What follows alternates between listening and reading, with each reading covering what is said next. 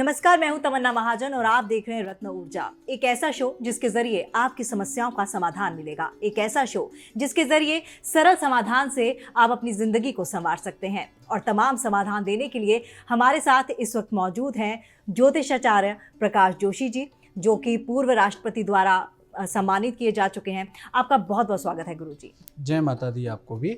ओमकार बिंदु संयुक्तम नित्यम ध्यायन्ति योगिना कामदम मोक्षदम चैव ओमकाराय नमो नमः। जय माता दी भक्तों। तो चलिए प्रोग्राम की शुरुआत करते हैं। और प्रोग्राम की शुरुआत करने से पहले आपको बता दें कि हमारे टेलीफोन नंबर्स लगातार टीवी स्क्रीन पर फ्लैश हो रहे हैं। आप हमें कॉल कर सकते हैं, व्हाट्सएप कर सकते हैं, ढेर सारे जरिए हमने आपके लिए खोल दिए हैं। आपका अगर कॉल नहीं लगता है तो आपका कॉल सीधा डाइवर्ट हो जाता है हमारे संस्थान में, जहां से आपको फिर दोबारा हम कॉल बैक करते हैं, क्योंकि यहाँ पर हमने सिर्फ और सिर्फ एक मिशन उठाया है, वो है आपकी समस्याओं का समाधान करने का। और प्रकाश जोशी जी हमारे साथ मौजूद हैं, तो कोई डरने की कोई बात ही नहीं है, किसी चीज़ का गम ही आपको नहीं होना चाहिए।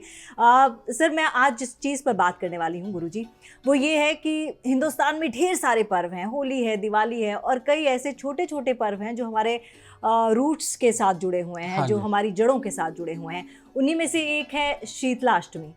नाम हम सब ने सुना होगा, लेकिन मुझे लगता है कि बहुत कम लोग जानते होंगे कि आखिर ये शीतलाष्टमी मनाई क्यों जाती है और इसका महत्व क्या है। देखिए, शीतला अष्टमी जो क्षेत्र हैं जो मनाने वाले हैं वो गुजरात, राजस्थान, हरियाणा में ज़्यादा मनाई जाती है।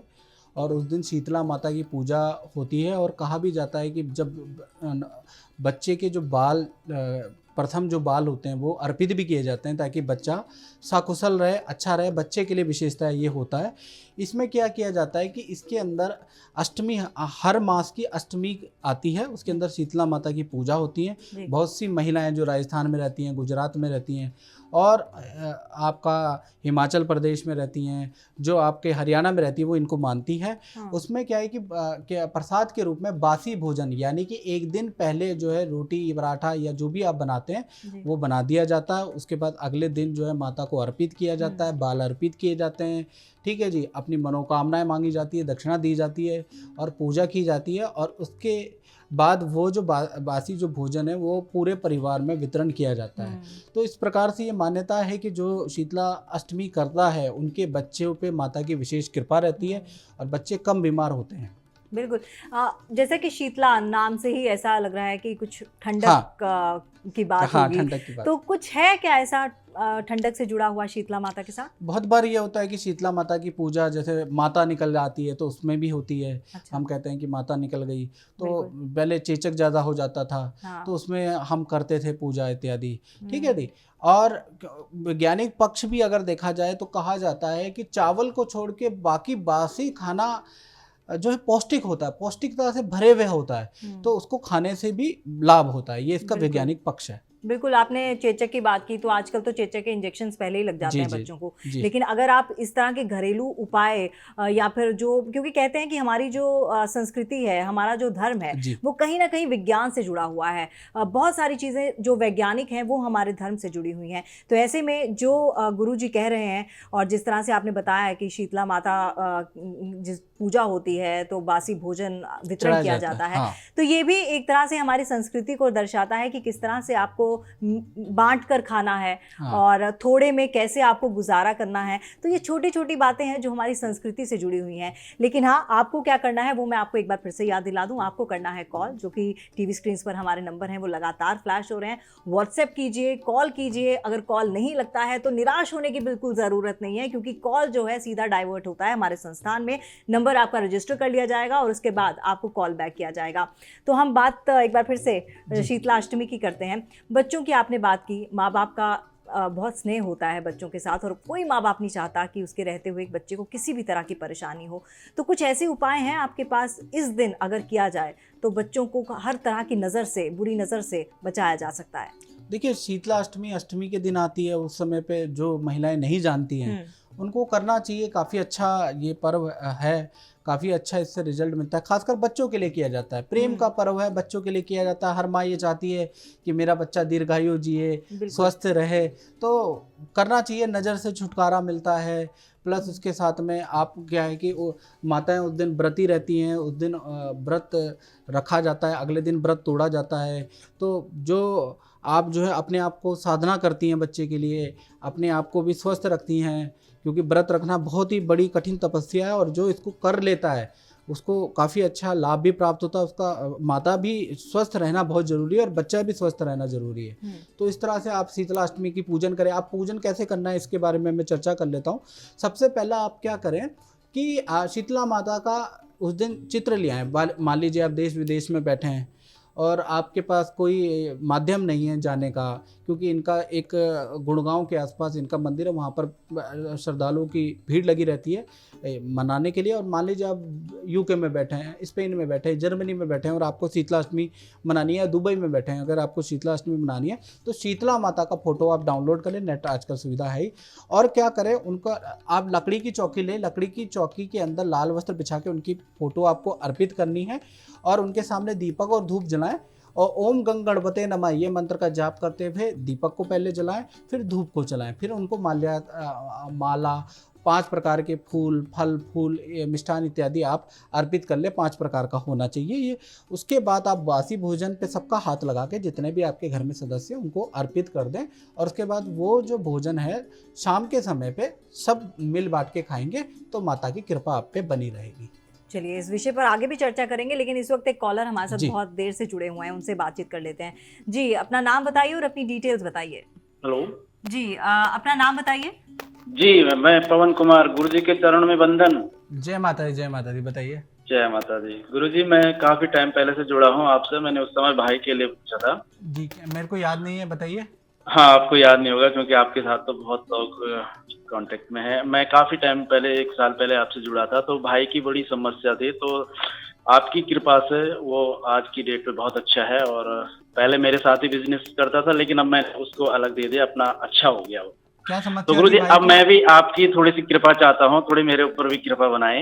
नहीं, पहले आपके भाई की क्या समस्या थी मुझे बताएंगे जरा। उसकी ये समस्या थी गुरुजी कि वो एक तो उसमें बुरी आदत थी, वो बहुत व्यसनी हो गया था, बहुत ज्यादा ड्रिंक करता था। अच्छा जी। जॉब पे था लेकिन कभी जॉब पे नहीं जाता था, तो फिर मैंने उसे अपने साथ बिजनेस में रखा है। फिर वहाँ भी वैसे ही था वो, तो फिर मैंने मेरे किसी फ्रेंड ने आपसे कुछ सलाह मशवरा ली, तो उसने आपका रेफरेंस दिया। फिर मैंने आपसे बात करी है, तो जो भी आपने मुझे गाइडेंस किया है मैंने वो सब फॉलो किया और आपकी कृपा से बिल्कुल उसका घर बस गया है, नहीं तो वो बहुत ज़्यादा आउट ऑफ लाइन चला गया। अच्छा अच्छा, तो आप क्या चाहते हैं? हाँ, अब गुरुजी मैं तो काफ़ी प्रभावित हूँ आपसे, क्योंकि आपने एक तो मेरे भाई को ऐसी जगह से वापस लाया है कि शायद कोई वहाँ से वापस नहीं आता था। मैं अभी लाइव में नहीं बता सकता हूँ आपको ये सारी कहानी, लेकिन अब बिल्कुल ठीक है। उसको मैंने अपना बिजनेस दे दिया है, उसको चला है और बहुत हैप्पी है और आपको बहुत मिस करता है डेली। अच्छा। आपकी ही फोटो उसने अपने बिजनेस पे भी रखी है। देखिए, अब मेरे ऊपर भी कुछ सुनिए, कृपा सुनिए, करिएगा। प्लीज प्लीज, आपका नाम क्या है महाराज? मैं पवन कुमार, पवन जी, कहाँ से बोल रहे हैं महाराज?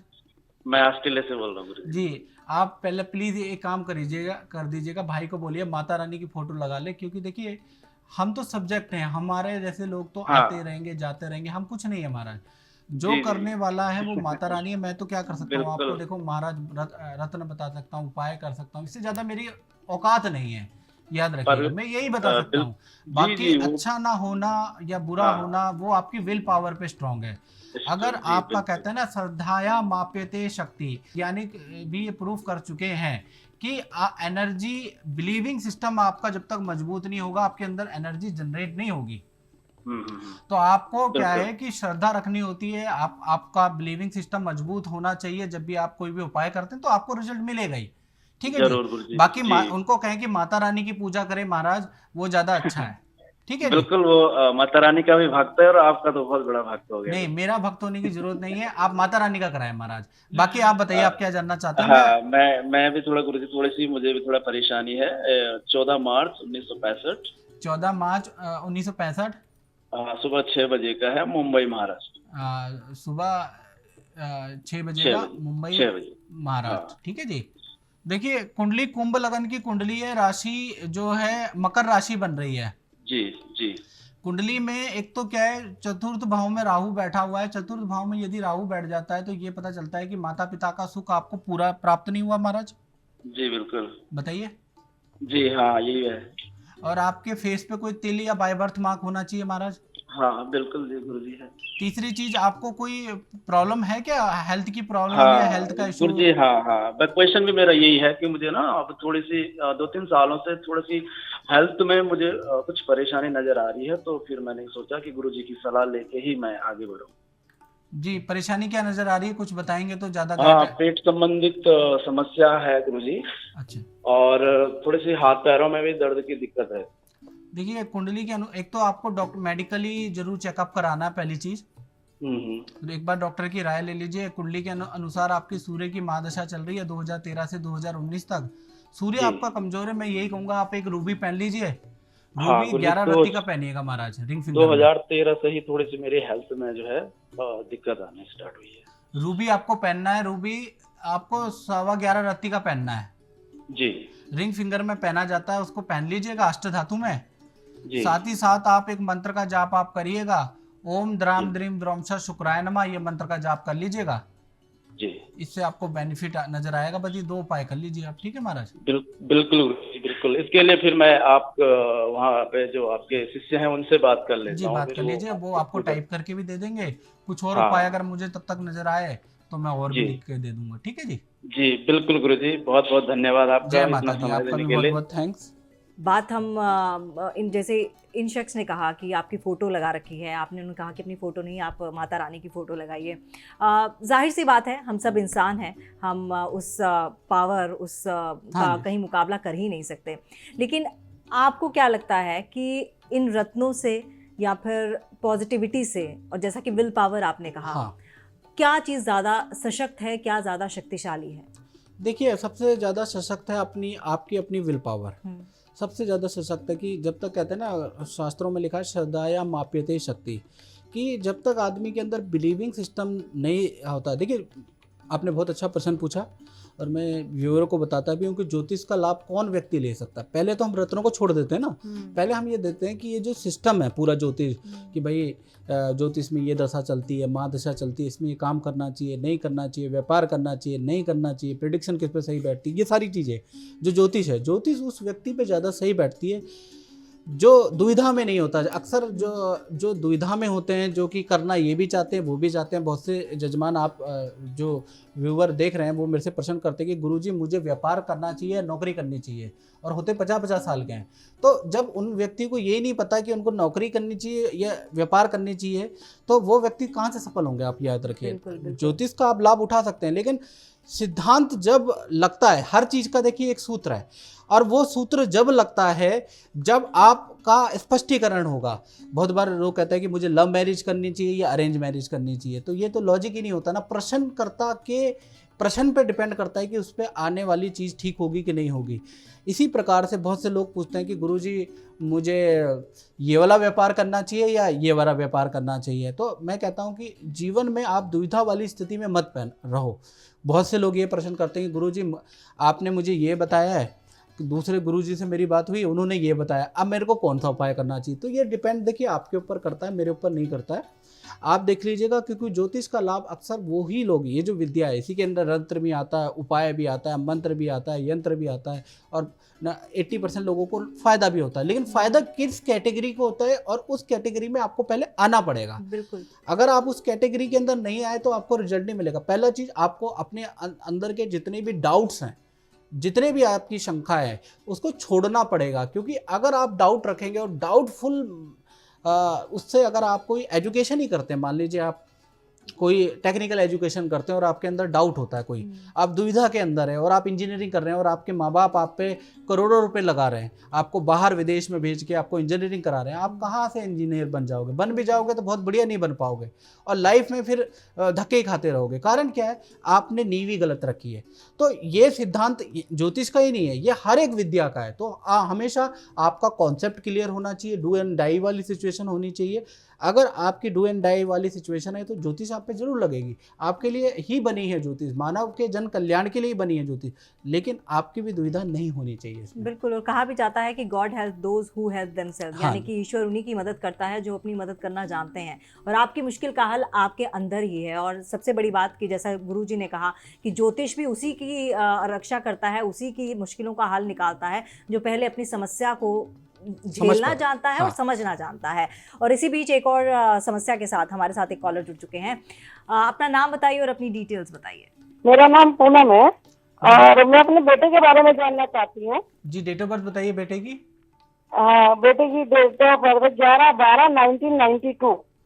11 दिसंबर 1992। हाँ जी। टाइम बताइए। 9:55। 9:55 जी। AM या PM? AM। 9:55 AM, ठीक है जी। क्या जानना चाहती है माता जी, इनके बारे में बताइए। मैं इसकी शादी के बारे में जानना चाहती हूँ। अच्छा, शादी। पहली चीज, ये मकर लगन की कुंडली है, राशि इसकी मिथुन है। आपको मालूम ज्ञात तो होगा कि इनकी राशि मिथुन है। जी। कुंडली में ये मांगलिक हैं। आपको जानना चाहिए कि आपका बच्चा मांगलिक है। तो जब भी शादी करें तो कुंडली मिला के और मांगलिक दोष का निवारण करके अगर आप शादी करेंगे तो अच्छा रहेगा। और इसकी जो बच्चे की शादी है, शादी का योग मैं बताना चाहूँगा कि इसकी शादी का योग अभी तो नहीं, 2 वर्ष के बाद, दिसंबर के बाद इनकी कुंडली में वैसे तो बन ही रहा है, लेकिन 2 वर्ष के बाद शादी करना लाभकारी है। जब इनकी महादशा जो चलेगी वो महादशा शनि की आएगी और शनि इनकी कुंडली में ठीक है, उस समय पे मैरिज करना लाभकारी रहेगा। और मांगलिक दोष है तो मांगलिक दोष की बारे में आपको ज़्यादा जानकारी भी होनी चाहिए, क्योंकि जातक मंगली होता है तो लड़की भी हमें मंगली ही चाहिए। अगर मंगली लड़की नहीं होगी तो बहुत बार शादी करने के बाद करियर में प्रॉब्लम, हेल्थ में प्रॉब्लम किसी को भी आ सकती है, वर और कन्या दोनों में से। तो ऐसी स्थिति ना है आपके साथ में, इसलिए मांगली दोष का निवारण करना ये जरूरी है। तो लगातार कॉलर्स भी हमारे साथ जुड़ रहे हैं और एक बार फिर से यही कहना चाहूँगी कि जो भी कॉलर्स हमें कॉल कर रहे हैं, अगर आपका किसी कारण फ़ोन नहीं लग पा रहा है तो आप अपने कॉल्स लगातार करते रहिए, क्योंकि आपका नंबर जो है वो सीधा डाइवर्ट होगा हमारे संस्थान और वहाँ पर आचार्य आपसे बात करेंगे और फिर गुरुजी से आपकी बात कराई जाएगी। हम खुद कॉल बैक करेंगे आपको, ताकि आपको किसी तरह की निराशा ना हो, किसी तरह की आपकी मुश्किल ना हो, और अगर कोई मुश्किल है तो उसका हल यहीं पर है, गुरुजी के पास। एक और कॉलर है, ले लेते हैं जी। अपना नाम बताइए और अपनी डिटेल्स बताइए। मेरा नाम है लता पांडे। मेरी डेट ऑफ बर्थ है 10 मार्च 1985। 10 मार्च 1985। 85 जन्म है 2:50 दोपहर का। 10 मार्च 1985 जन्म है और 2:50 दोपहर का। 2:50 दोपहर का। जी। बताइए क्या जानना चाहते हैं आप? जी, मैं बच्चे संतान के लिए पूछना चाहती थी, मेरे संतान नहीं है। अच्छा, संतान और आपकी मेरे होनी पति चाहिए, को जॉब ऐसा में तो सुनिए लता जी, ऐसा है ना, आपकी कुंडली में 2 संतान की होगा, कोई खंडित वंडित तो नहीं होनी चाहिए आपकी संतान तो? एक बार गुरुजी मिसकैरेज हुआ था काफी टाइम, आज से 12-13 साल पहले। अच्छा। वो भी काफी टाइम नहीं हुआ था, 1-1.5 महीने का ही था। अच्छा जी, उसके बाद से आज तक नहीं हुआ। मैंने काफी दवा करवाई है, काफी टेस्ट ट्यूब बेबी भी करवाया, उसमें भी सक्सेस नहीं हुआ। अच्छा जी गुरुजी, और मैं काफी परेशान हूँ गुरुजी। 16 साल मेरी शादी को होने वाले हैं और ये दवाओं की वजह से मेरा वजन भी काफी बढ़ गया है, वो भी कंट्रोल नहीं हो रहा है। तो प्लीज कोई उपाय बताइए गुरुजी। देखो, पहले तो मैं संतान के योग के लिए ना, मुझे आपके हस्बैंड की भी कुंडली चाहिए होगी, क्योंकि इसमें देखिए तो आपकी मैं कुंडली हस्बैंड का बता दूं गुरुजी अभी अभी पहले मेरी बात ध्यान से सुन लो बहन। जी। आपके लिए ही बैठा हूं मैं, लेकिन क्या है ना कि बहुत बार लाइव में आप चाहते हैं कि दोनों का झट, कहते हैं ना, झट मंगनी पट विवाह, ऐसा कुछ केसों में नहीं हो पाता है। जैसे संतान का है, आप जैसे आपको 13 कितने साल हो गए नहीं हुई संतान? 16 साल हो गए ना? तो 16 साल आपको संतान के हो गए और आप मेरे से चाहते हैं कि मैं 16 सेकंड में आपको बता दूं, ऐसा पॉसिबल नहीं है। थोड़ा मुझे क्षेत्र स्फुट और बीज स्फुट निकालने दो। ये कुंडली मैं संस्थान में ले जाता हूँ, संस्थान में ले जाकर डिटेल में मैं आपसे बात करूँगा और मेरे को समझ में आ रहा है, क्योंकि इसमें संतान योग होना चाहिए। अब कहाँ दिक्कत आ रही है ये तो मैं हस्बैंड की कुंडली देख के और थोड़ा सा मुझे इस पर रिसर्च करने दो, उसके बाद आपको बताऊंगा। क्योंकि 16 साल हो गए और मैं नहीं चाहता कि आपको ज्योतिष विद्या से अच्छा रिजल्ट मिले। मतलब मैं नहीं चाहता कि आपको मैं तुरंत आंसर दे दूं या ऐसा आंसर दे दूं जो कि आप उसकी आस में बैठ जाएं और चीज़ ना हो। तो मुझे थोड़ा टाइम दीजिएगा, क्योंकि संतान का टॉपिक है और संतान का टॉपिक भी क्या है कि 16 साल हो गए और कुंडली में मुझे दिख रहा है कि संतान होनी चाहिए, एक खंडित हुई। आपने कहा कोई संतान नहीं हुई, मैंने ही बताया आपको कि एक खंडित होनी चाहिए, फिर आपने स्वीकारा कि हाँ भाई मेरी एक खंडित हुई है। तो संतान के योग तो मुझे इसमें दिख रहे हैं। अब क्यों नहीं हो रहे, इसके लिए मुझे हस्बैंड की कुंडली में भी जाना पड़ेगा, दोनों को कुंडली को देख के थोड़ा अध्ययन करना पड़ेगा, रिसर्च करनी पड़ेगी, फिर मैं कल बात करूँगा आपसे। आप धैर्य रखें, कहते हैं ना धैर्यम फलदायकम, यानी कि धैर्य जिस व्यक्ति ने रखा है उसको फल मिला ही मिला है। तो इसलिए थोड़ा धैर्य रखिएगा, आपको आप पे कॉल आएगा मेरा, उठा लीजिए क्योंकि समय मेरे पे कम होता है, मुझे डेली की 100 से लेकर 150 कुंडलियाँ देखनी होती हैं। तो एक बार मैं आपको कॉल करूँगा, आप उठा लीजिएगा। आगे बढ़ते हैं, कॉलर जुड़ चुके हैं एक और जी, अपनी बात रख सकते हैं आप। हेलो जी जय माता दी, बताइए।